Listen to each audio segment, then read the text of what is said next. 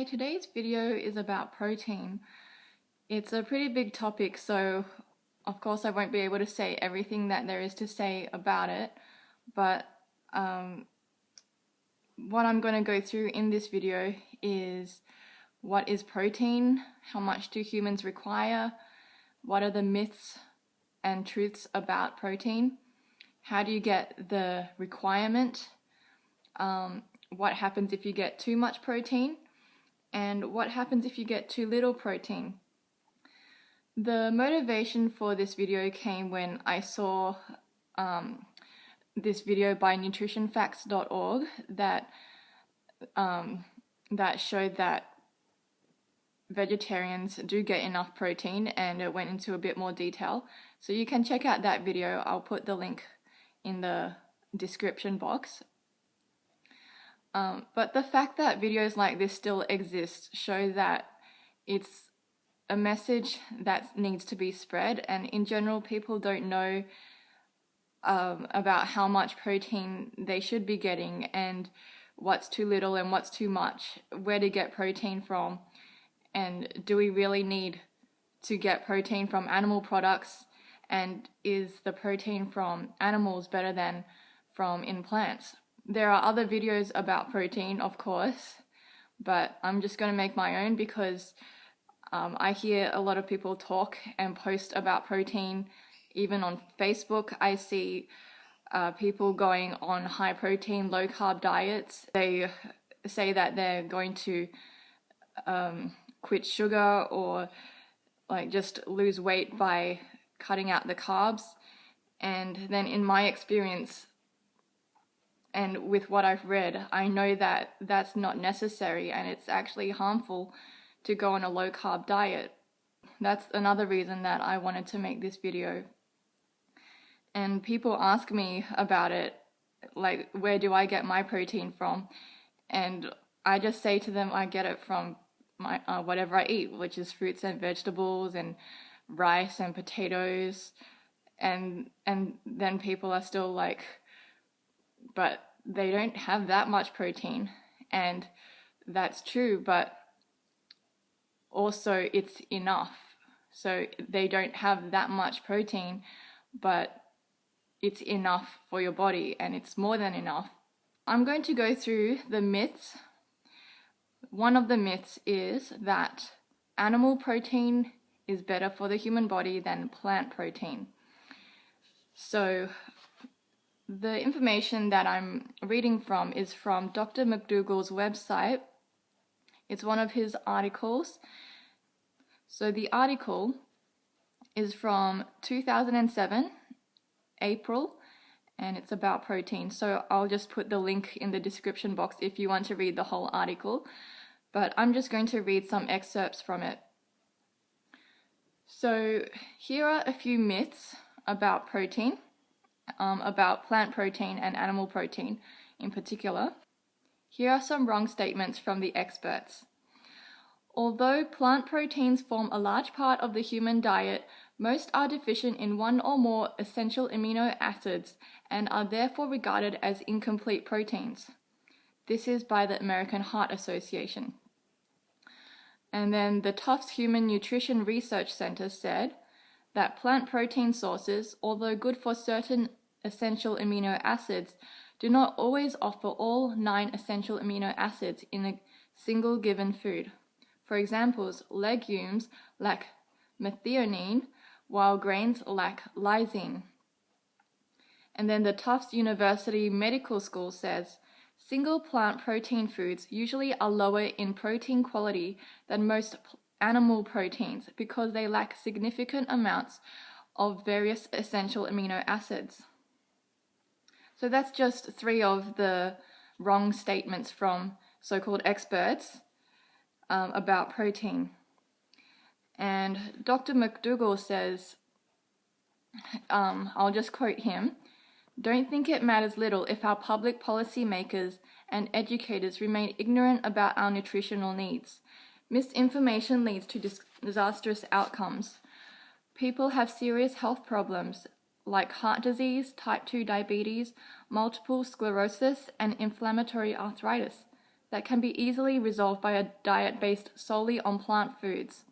However, advice to make this dietary change may be withheld from you or a family member because of the erroneous fear that such a diet will result in a greater catastrophe, like a nutritional collapse from protein deficiency. So, Dr. McDougall is saying that people are deterred from eating a plant-based diet because they think they won't get enough protein. Definitely, protein deficiency isn't one of the main worries on when considering a vegan diet. It's probably the least of your concerns. Think about when you would need the most protein in your life. It would be during the first 2 years within the first 2 years of being born, when you're doubling in size. So the human breast milk is made up of 5% protein. So compare that to what the needs are of fully grown adults. How much protein would you need if you're already fully grown? You would definitely not even need 5% protein. And yet, rice has 8% protein, corn has 11% protein, oatmeal has 15% protein, and beans have 27% protein. So if you get all your food and all your calories from even only rice, you'd be getting enough protein. You'd be getting more than enough protein. So it's nothing to worry about. The healthy, active lives of millions of people laboring in Asia, South and Central America are fueled by plant-based proteins.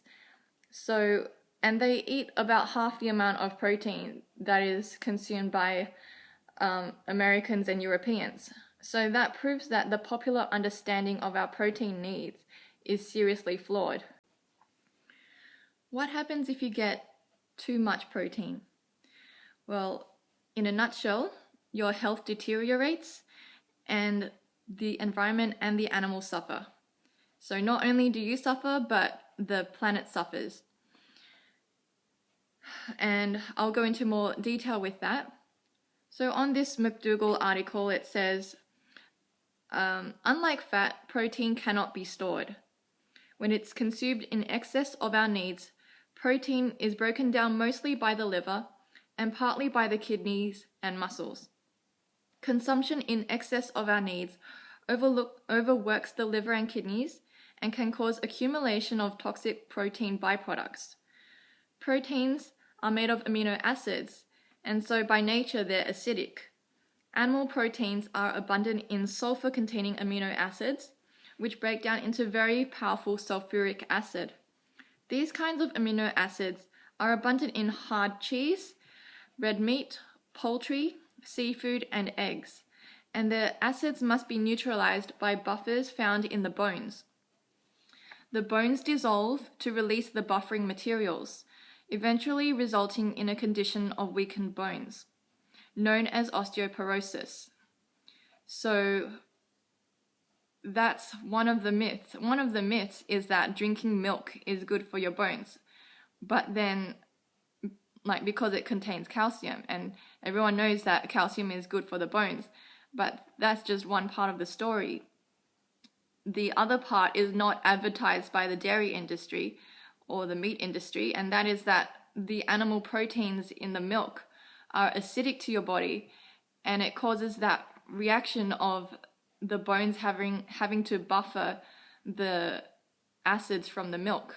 And so the alkaline minerals from your bones is taken out into the bloodstream in order to compensate for what the milk has done to your blood. So milk is actually weakening to your bones, not strengthening. So if you wanted to improve your bone health, it's better to go on a plant-based diet and eat plant-based foods that are high in calcium, like oranges or sesame seeds and beans. So those are some good sources of calcium that don't have the opposite effect of leaching the alkaline minerals from your bones. In the McDougall article, it also says that fruits and vegetables are largely alkaline, preserving bone health and preventing kidney stones. Diseases of overnutrition are directly affecting the planet. Recommendations to eat animal foods for protein have resulted in an environmental catastrophe. So the main reason that I became vegan was for my health, but I also read a lot about the effect of eating meat on the planet. So I am aware of the environmental benefits of having a plant-based diet. So I'm not going to condemn anyone for eating meat, but I am aware that it's not the best thing to do for the environment. Livestock produces 18% of greenhouse gases. These food animals occupy 26% of the ice-free surface of the earth and 33% of total arable land that is used to produce their food. One telling tragedy is that they account for deforestation of 70% of Amazon rainforests, which acts as the lungs of the earth. So that's quite devastating that people are eating meat, maybe just for the taste, maybe because they think they don't get enough protein otherwise, but the fact that they're eating meat to get their protein or drinking milk for their bones is ironic, because it's not only bad for their health, it's also bad for the planet. So why not adopt a plant-based diet that is win-win for both yourself and the planet? So now that I've gone over what happens if you get too much protein, I think it's fair if I talk about what happens if you get too little protein, which is quite impossible if you're just eating enough food. But let's say someone is eating only white flour, or they're only eating sugar, and that's all they eat, they don't eat anything else. What happens to those people?